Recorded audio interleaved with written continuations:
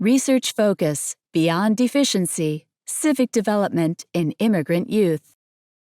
In 1996, Cynthia Garcia Call and her colleagues authored a landmark article in which they called for attention to minority children and their developmental competencies. The late 1990s were generally years during which many developmental scholars called for a broadening of developmental psychology, away from one-size-fits-all theories based on the majority culture, and toward more attention to the overlooked and distinctive competencies of minority groups. Garcia Call and her colleagues argued that, measured against the standards of the majority, children of minority social class, culture, ethnicity, or race were often found to be deficient.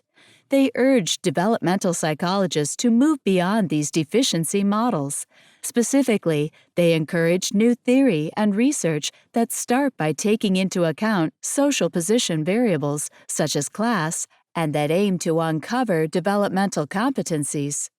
Research on civic development has seen changes according to the approach urged by Garcia Call and her colleagues. Traditionally, research on civic involvement focused on voting and support for political parties. By these measures, there is little reason to pay attention to children or adolescents since they cannot vote. Indeed, for a long time, there was very little research on civic development. Essentially, the mainstream models pertain to politics and adults. However, research on citizenship can include not only voting and involvement with political parties, but also more general involvement with others in the community, such as community service. Recently, researchers have further highlighted how minority youth may opt for different kinds of civic involvement than majority youth, and how they may make use of a different set of competencies.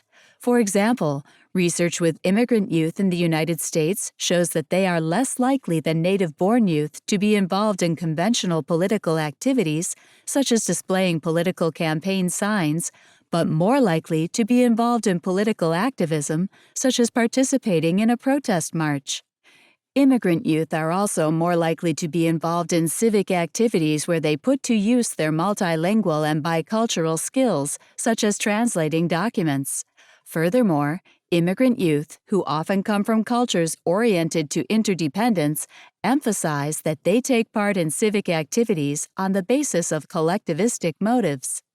The civic development of immigrant youth, then, is not deficient, but different. It involves distinctive behaviors, motives, and skills that contribute to positive civic development.